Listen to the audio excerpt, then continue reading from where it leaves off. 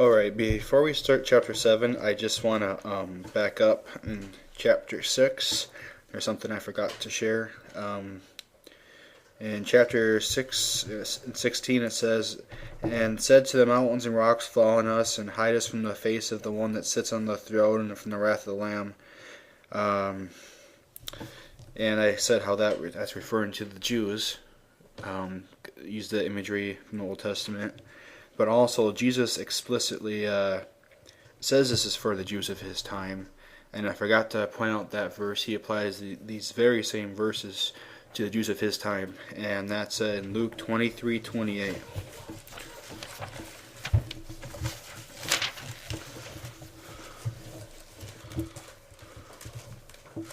This is when Jesus is being led to the crucifixion. And there was a whole bunch of women crying and wailing because of him. In verse 28, "But Jesus turning unto them said, Daughters of Jerusalem, weep not for me, but weep for 2,000 people 2,000 years in the future. No, but weep for yourselves and for your children. For behold, the days are coming in which they shall say, Blessed are the barren, and the womb that never bare, and the paps which never gave suck. And then shall they begin to say to the mountains, Fall on us, and to the hills, cover us. For if they do these things in a green tree, what shall they be done in the dry?" So again, Jesus applies this very same passage about crying to the mountains and the rocks to the Jews of Jerusalem, particularly of that generation. I just thought that was important enough to bring up again.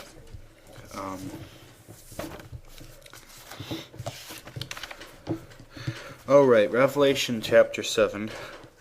"And after these things I saw 4 angels standing on the 4 corners of the earth, holding the 4 winds of the earth, that the wind would not blow on the earth, nor on the sea, nor on any tree." By the way, throughout Revelation, that talks about the 4 horsemen, or the 4 angels, 4 corners of the earth, 4 winds. It's kind of a big study to do, so I can't really do it like on a night like this. But if you go read in Zechariah, it uses the same way. It's just 4 winds means that the 4 corners of the map. It just means that whatever God's doing, He is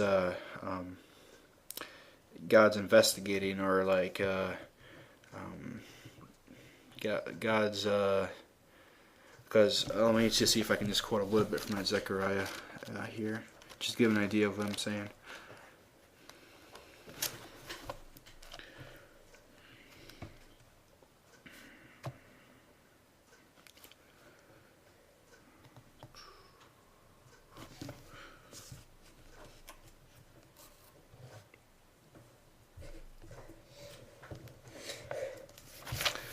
Alrighty, here, let's see.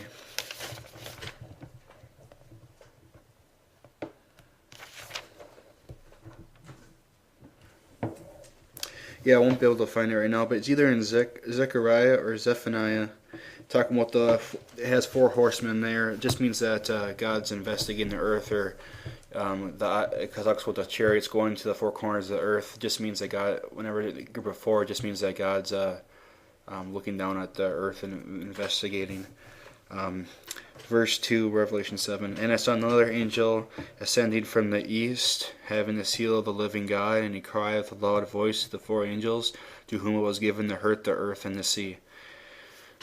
Why does it mean coming from the east? I think this is in regards to when Jesus said, "As the light shines from the east and even goes to the west, so shall the coming of the Son of Man be." I think it just a reference to that, meaning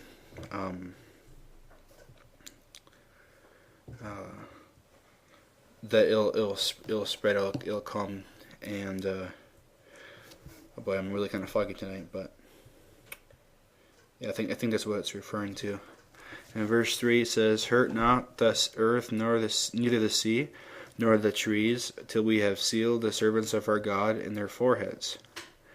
What's this talking about? Well, in Revelation, we have 2 marks, or 2 seals. There's the servants of God are sealed with their seal, and in Revelation 13, the wicked have the mark of the beast. So it's not just the wicked that have the mark of the beast. That people of God have seal of God or the mark of God upon them as well. And so if the mark or the seal upon the children of God isn't a computer chip, I don't know why Revelation 13 that mark would be a computer chip too. I think it's just saying the same thing. Just like we were marked out for God, those that are of Satan are marked out for him. And if you look in Ezekiel 9,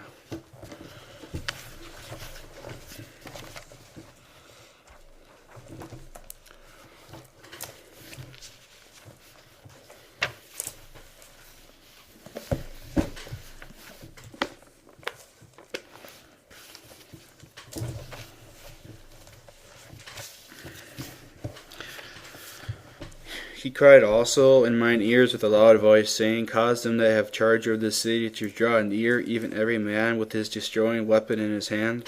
And behold, 6 men came from the way of the higher gate which lieth toward the north, and every man a slaughter weapon in his hand. And one man among them was clothed with linen, with a writer's inkhorn by his side. And they went in and stood behind the brazen altar. And the glory of God, the God of Israel, was gone up from the cherub whereupon he was to the threshold of the house. And he called to the man clothed with linen, which had the writer's inkhorn by his side. And the Lord said unto him, Go through the midst of the city, through the midst of Jerusalem, and set a mark upon the foreheads of the men that sigh and that cry for all the abominations that be done in the midst thereof. Most translations don't translate that quite right. When it says set a mark up, it's actually a Hebrew letter. And it's the Hebrew letter Tav. The Hebrew says, mark a Tav on their head. And a Tav looks like this here. It's an X. One of the Bibles here, I was gonna read it, but I can just say it. It says, mark an X on the foreheads of those who sigh and who cry for the abominations. And in Greek, it's the same letter. It's called a Ta. It's a T. In both Hebrew and Greek, and people have, if you look at the old commentators, they believe this was a foreshadowing of the cross, in the shape of a cross or an X, meaning that God sets His apart with a special sign, and so God's people have a mark. So when you hear about the mark, it could either mean for God's people or for those that rebel. But the thing is that the mark isn't unique to the to the wicked. Both have their mark, and I think in order to interpret it consistently, it should be the same. The mark should mean the same thing for either group. Meaning that for us it's not a spiritual seal, and for the wicked it's some sort of computer chip or something. I think both mean the same thing, just marked out. What does it mean by forehead and hand? It means your thoughts and your actions. Your right hand, Jesus said, don't let your left hand know what your right hand is doing. The hand, the Jewish people would bind up little pieces of scripture and put it on their right hand and on their forehead. There's a Hebrew word for that, phylacteries or something like that. I can't really pronounce it, but they used to do that. Jesus used to do that. So they instantly knew when referring to this right hand and forehead, it means that you want to keep God's word in your head and you want to live it out in your life and your actions. So when in Revelation 13, when it talks about receiving the mark of the beast in the right hand or on the forehead, means that you will just follow in line in both word and in thought and in deed to what the beast wants. It's not a physical, literal mark. I want to read Ezekiel 9 in a different translation. This is a really, really literal translation, giving the meanings of the Hebrew, and it translates altar. And I looked this up to verify this. Altar in Hebrew means slaughtering place. It's a place where you killed the animal. It's a slaughtering place. That's what it means. The Hebrew means to butcher or to slaughter. And I'm just going to read Ezekiel 9 because I think Ezekiel 9, when he talks about destruction of Jerusalem back then because of their sins, the same imagery that he's using here the Apostle John is deliberately using the same imagery to single out the believers and the non-believers at destruction in AD 70. He uses the same destruction of the temple, figurative, but he reverses it. Here it was meant only for he's singling out the believers, and in Revelation 13, he reverses it and singles out those who rebel against him. But it says, Ezekiel 9, he called out in my hearing with a loud voice, saying, let the punishers of the city draw near, each with a weapon of destruction in his hand. And look, 6 men came from the direction of the upper gate, with faces north, each with his battle axe in his hand. And the one man in their midst was clothed with linen and had a writer's inkhorn at his side. And they came in and stood before the bronze slaughter place. And the glory of the God of Israel went up from the cherub, where it had been, into the threshold of the house. And he called to the man clothed with linen, who had the writer's inkhorn at his side. And Yahweh, or the Lord, said to him, pass on into the midst of the city, into the midst of Jerusalem, and you shall put a mark on the foreheads of the men who sigh and cry over all the abominations that are done within it. And he said to them in my hearing, pass on into the city after him, and strike. Do not let your eye pardon or spare.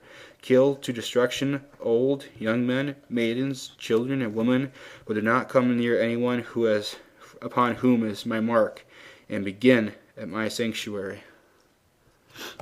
Jesus said, your house is left unto you desolate. He said to begin at my temple. So they began with the elders who were in the front of the house, and he said to them, defile the house, fill the courts with the slain, go out. And they went out and struck in the city. Again, the temple was destroyed first, and then the rest of the city. And as they were striking them, it came to be that I alone was left. And I fell on my face and cried out and said, O Master, Lord, are you destroying all the remnant of Israel and pouring out your wrath on Jerusalem? And he said to me, the crookedness of the house of Israel and Judah is exceedingly great, and the land is filled with bloodshed, and the city is filled with that which is warped. For they say, the Lord has forsaken the land, and the Lord is not seen. But as for me, my eye shall not pardon, nor will I spare. I shall recompense their deeds on their own head. And see, the man clothed with linen, who had the inkhorn at his side, reported back and said, I have done as you commanded me. So I think it's very clear the destruction of Jerusalem and setting a mark is very closely tied with that. Again, the land's filled with bloodshed. I'm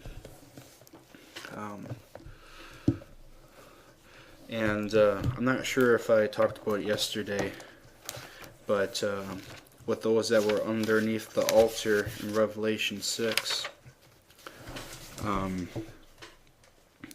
Jesus